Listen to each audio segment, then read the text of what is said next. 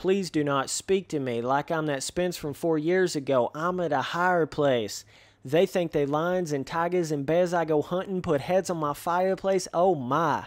So just to give you dudes a little bit of context here, this all comes from a video that I just made a couple days ago, my Lag City 2019 Oakland RF race video that I made, and I actually had an RF official comment on that video, and that person is no other than Race Carlin. Oh, right, the guy that gets all of the Supercross tracks early and gets to see everything on them before anybody else does, and then proceeds to pro race alongside everyone else that only gets an hour on the track. Yeah, that guy.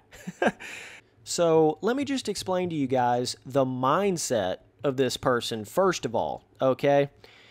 Imagine being so brainwashed in your own RF official status that you don't even think there's anything wrong with you getting all the Supercross tracks early, training on them, riding on them as much as you want to, and then continuing to actually compete with everybody else that only gets the tracks an hour before the race. Imagine being that incompetent that you can't even understand the issue with that. You don't even think there's anything wrong with it. That is Race Carlin to a T. That's the definition of Race Carlin right there. That's the kind of person we're dealing with here. Not that that's immoral at all or unfair or anything like that. No, definitely not. If I was in Race Carlin's shoes, I would look at this like, you know what, man, this ain't right. This honestly kind of feels like I'm cheating. Well, it's because you are. Holy shit. I just love when some of these RF officials get this idea in their head that just because they're an RF official, that somehow supersedes everything else. Like they don't have to abide by any rules, any guidelines, like all of us other normal people out here have to do. And I wouldn't have a problem with that in itself, but it's the fact that these RF officials actually want to compete right beside us. And they're over here getting the tracks early. They're the people that's governing the actual suspensions and the protest and all of that. And they just want to compete right beside us. It's like, why do you people think that's okay? And don't get my words twisted. I certainly think that it's a smart idea to have a pro rider testing on the tracks before they actually come out. But that's not the right way to go about doing it. That's about the most shady, underhanded way to go about doing it, matter of fact. And I just thought RF had learned their lesson on the whole thing with, if you're the leader of an organization, you don't participate in your own events. That is common sense. That is literally the exact same comparison as gambling in your own casino. That's the same difference. It's the exact same thing. You just don't do that. I just can't believe some of the people in RF don't get to that professional level to think, you know what? We're out here governing all of this. We're getting to pick who gets suspended, who doesn't get suspended. We're getting the tracks early. You know, you would think maybe it would occur to them that maybe we shouldn't actually compete with everybody else. You know, maybe that would actually be something that would enter a logically thinking person's mind, right? That's just what you would think, like, oh, okay, since we're governing all of this and making all the rules and picking who gets suspended, who doesn't, getting all this early track time, all this stuff, you know, probably a smart idea to not actually compete in that. And before you even think about getting mad, Race Carlin, I just want you to remember one thing. You came at me. I didn't come at you. All I'm doing is clapping back here. So you're just asking for it, bro. And you came at the wrong guy. I swear, something wrong with their memory. And just letting you guys know, I would have never even said anything about this. I would have just kind of let that one slide. You know what I'm saying? I wouldn't have said anything about it. Wouldn't have made a video on it. But Race Carlin wants to come in here and take time out of his day to comment on one of my videos. So now I'm going to hit you with the word, boy. And RF, before you even think about banning me for speaking my mind like you did last time, you need to realize your boy out here is coming at me on my own platform, and all I'm doing is responding to him. So we can't have any of that, you be unprofessional and then ban me for being unprofessional back. I think we learned our lesson on that one. okay? And by the way, thank you, Checkers, for disclosing who actually gets the Pro Supercross tracks early. I do appreciate that, honestly. It makes you seem a lot less shady, and that was one of the good things that came out of all of this, even though it's not right to do that, but that's besides the point. So, anyways, basically, Race Carlin, if your comment actually had some sort of truth behind it or some sort of impactful thing behind it, I'd have been a lot nicer with this reply, but I just simply think everything about your comment is wrong.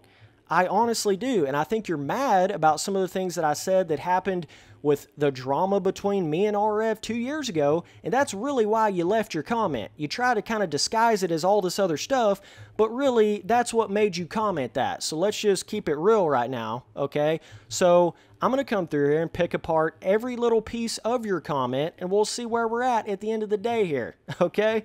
So his comment starts off with, he says, "You don't know anything about the lag. Very misinformed!" Exclamation point.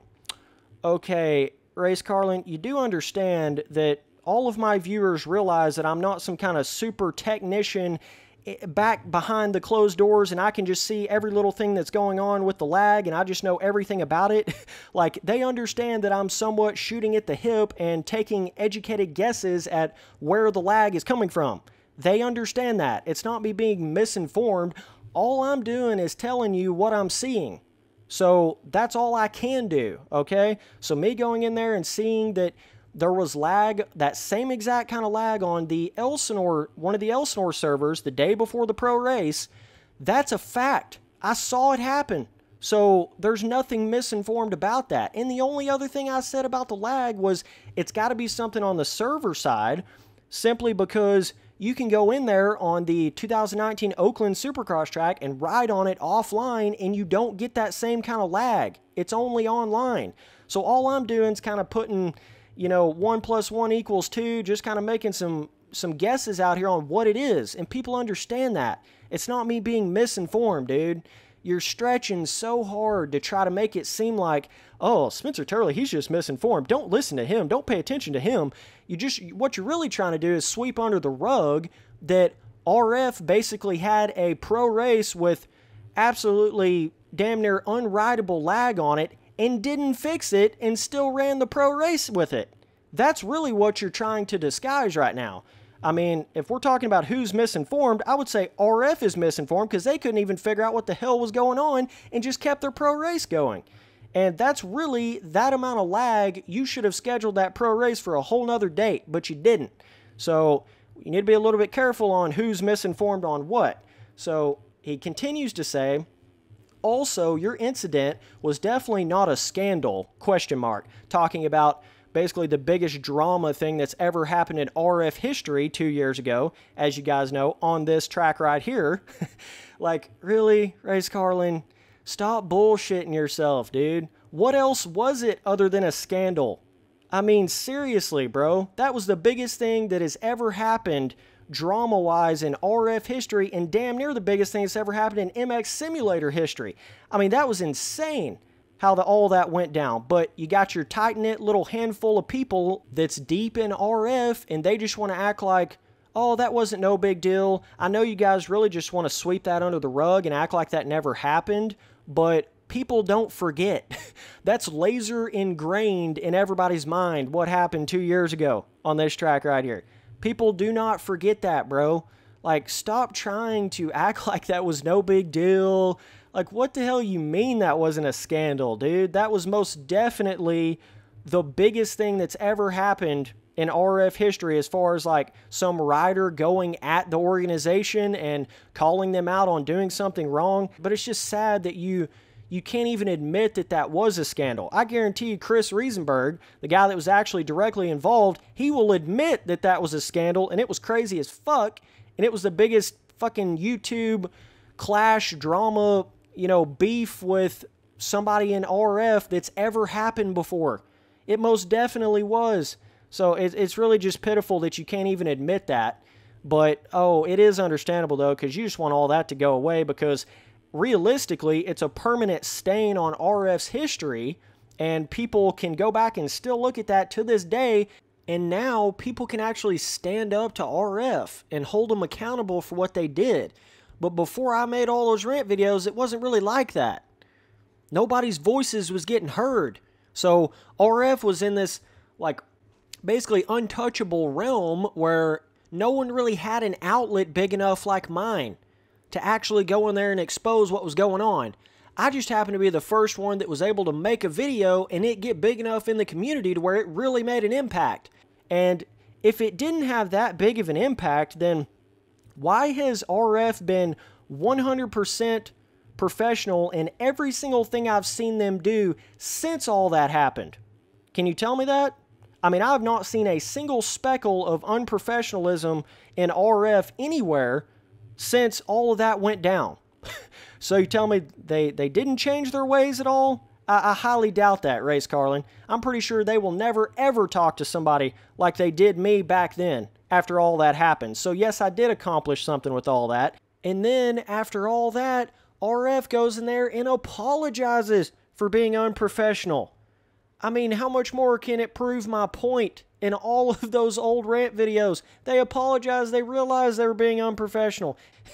You say, also, your incident was definitely not a scandal. Oh, no, not 11,000 views on the first video, like 7,000 or 8,000 views on the next one, multiple thousands. If you added up all the views of all those rant videos, like 30,000 views on all that. Everybody in the motocross community was seeing that at that time. But no, definitely not a scandal. Not anything like that. No, not me just totally flipping RF upside down on their head and exposing every single thing about them and shit being truthful.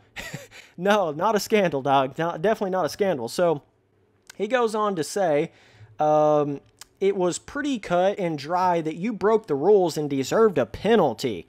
Okay, so here we are again with someone in RF acting like just because it's a rule means it's a right rule. Same difference as saying just because it's a law means it's a good law. Like, no, dude. Just because it's a rule doesn't mean it's the right kind of rule, especially since nobody even voted that rule in. You understand what I'm saying? No one did that. It's just someone at RF decides, you know what, this is going to be the rule this year.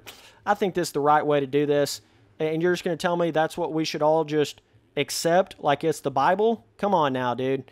If the riders in the community doesn't have any say in how the rules are and say, man, that's really not a good rule that I can't get up in a corner and turn in a corner, if I can't come on here and say that, then you got some big problems, some deep issues.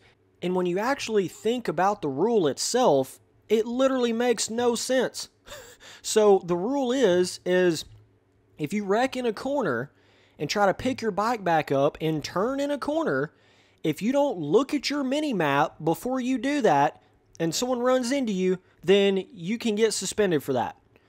So you're telling me I need to take my eyes off of the actual gameplay and what's going on to look at my mini-map while I've got 5 other people crashed around me? No. I don't need to focus about anything like that that's going on. I need to look at my mini-map to make sure Joe Blow's not flying in from another countryside that's going to run into me.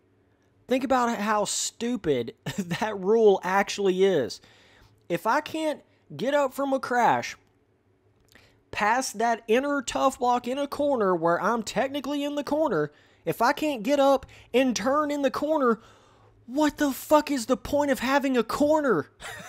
What do you want me to do? Stop, turn, slow, back up. And in that specific incident 2 years ago, there were like 3 other people crashed up at the top of the berm. You want me to stop, turn, slow down, stay in that blind jump area to potentially cause someone else to run into me, and continue to keep that cycle going and just stop and wait on the 5 people crashed up at the top of the berm? Is that what you want me to do? Is that what you'd rather me do? Because that was my only other option. It was either take off, go turn in the corner and go, or it was stop, turn, rotate straight up to the berm where 5 people were crashed, and I would have just had to sit there for another 10 seconds. Probably get hit by someone else on the blind jump.